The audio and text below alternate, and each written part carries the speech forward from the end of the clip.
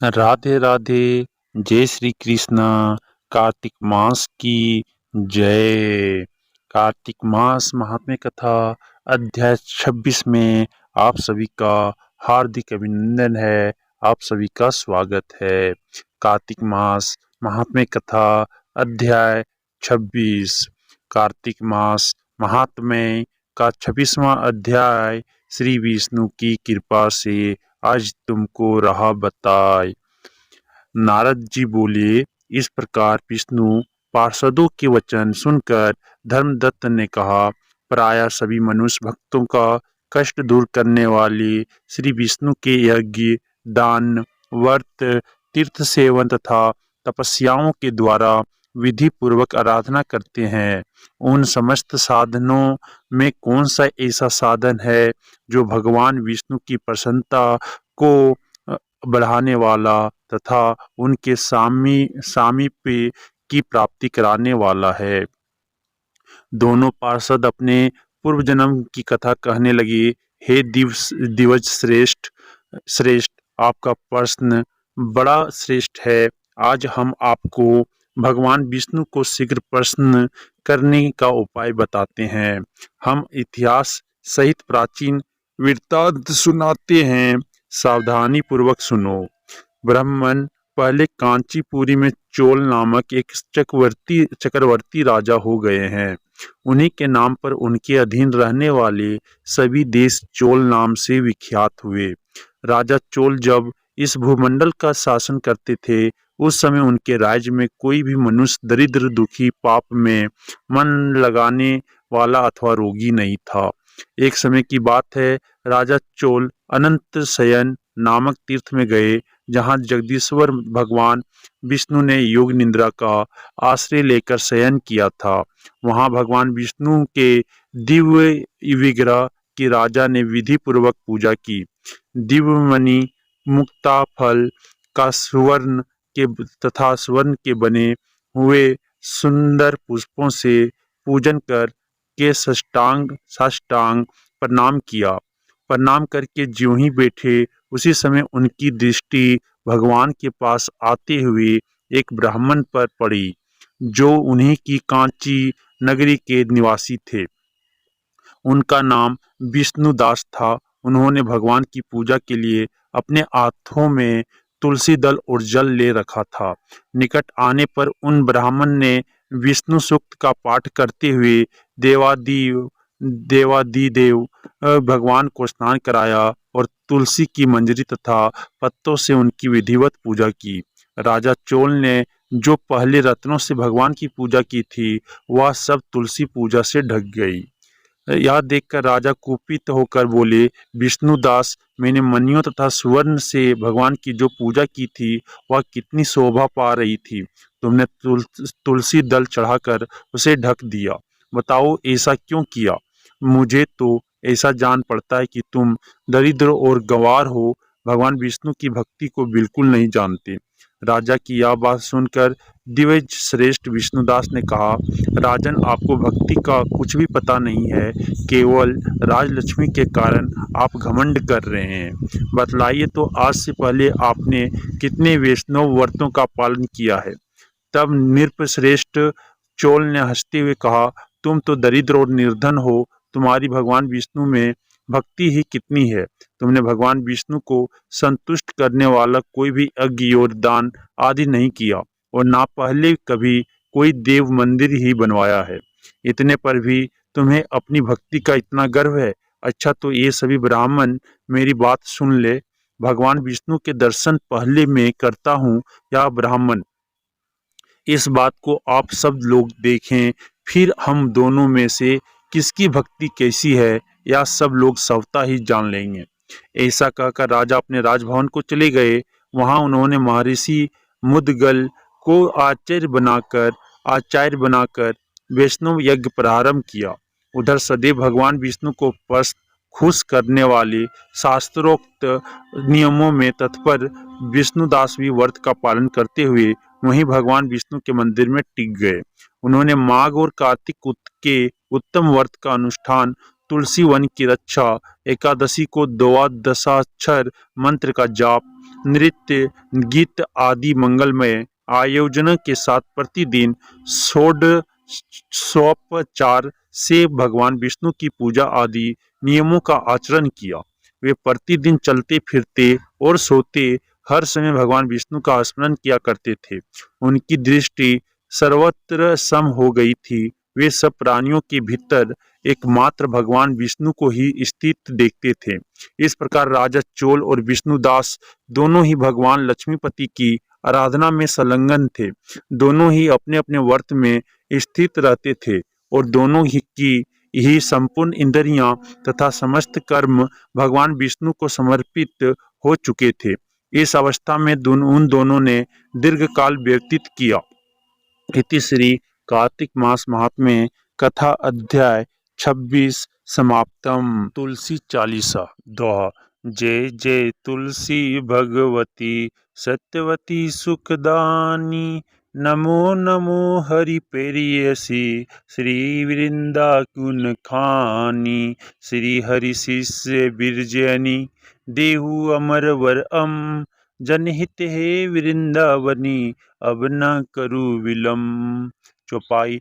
धन धन श्री तुलसी माता, महिमा अगम सदा श्रुति गाता, हरि के प्राणों से तुम प्यारी, हरि ही है तू किन्हों तप भारी।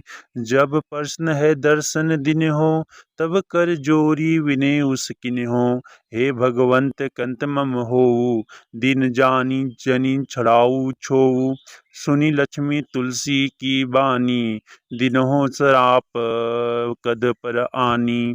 उस योग वर मांगन हारी, हो विटप तुम जड़ तनुधारी।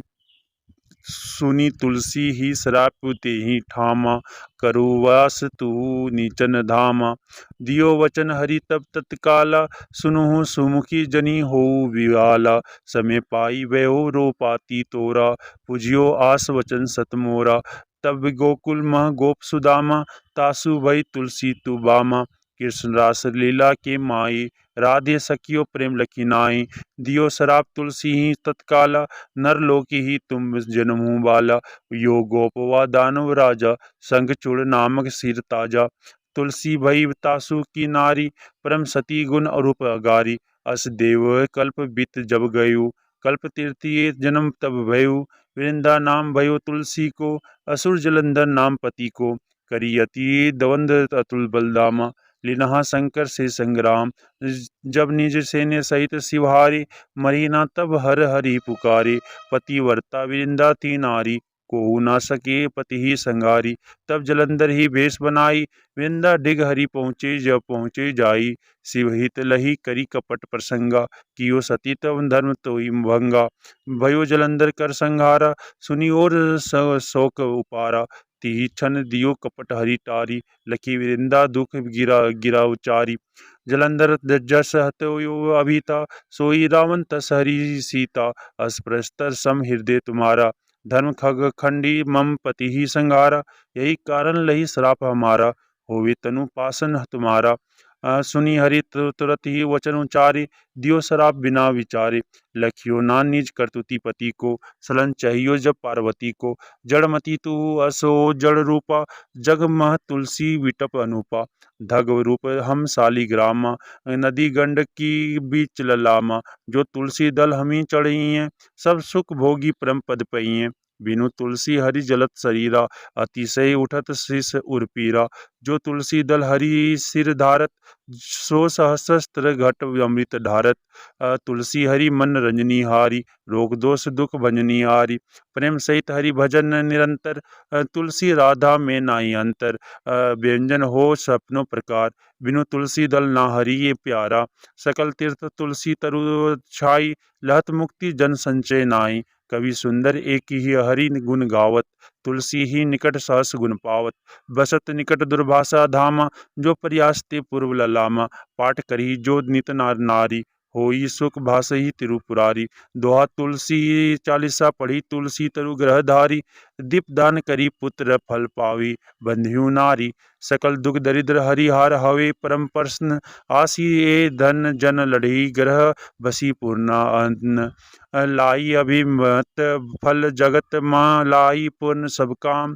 जेई दल अर्प ही तुलसी तम सहस बसी हरि राम। तुलसी महिमा नाम लख तुलसी सुत सुखराम। मानस चालीसा 40 रचइयो जगमहम तुलसीदास। इति श्री तुलसी चालीसा समाप्तम। श्री तुलसी जी की आरती। तुलसी महारानी नमो नमो। हरि की पटरानी नमो नमो। धन तुलसी पूरन तप किनो। शालिग्राम बनी पटरानी। जाकी पत्र मंजरी कोमल। श्रीपति कमल चरण लपटानी।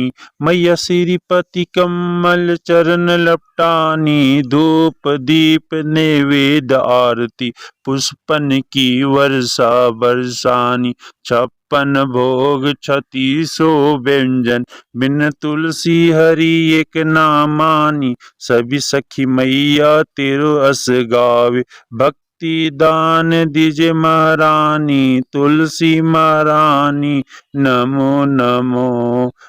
तुलसी महारानी नमो नमो। हरि की पटरानी नमो नमो। तुलसी महारानी नमो नमो। हरि के पटरानी नमो नमो। श्री तुलसी जी की आरती। जय जय तुलसी माता मैया जय तुलसी माता। सब जग की सुखदाता सबकी वर माता। मैया सबकी वर माता। जय तुलसी माता मैया जय तुलसी माता। सब योगों से ऊपर सब रोगों से ऊपर रजसी रच करके सबकी भव तराता। मैया सबकी भव तराता। जय तुलसी माता मैया जय तुलसी माता। बटुपुत्री है श्यामा सुर बलि है ग्रामाया। विष्णु प्रिय जो नर तुमको सेवे सो नर तर जाता। मैया सो नर तर जाता। जय तुलसी माता मैया जय तुलसी माता। हरि के शीस विराजत त्रिभुवन से हो वंदित। पतित जनों की तारिणी तुम हो विख्याता।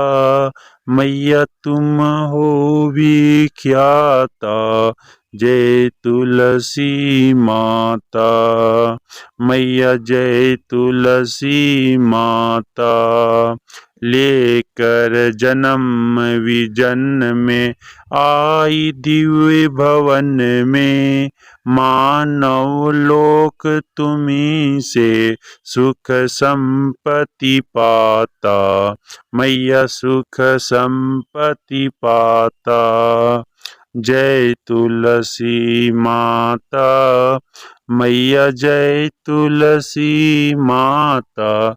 हरि को तुम अति प्यारी श्यामा वर्ण सुकुमारी।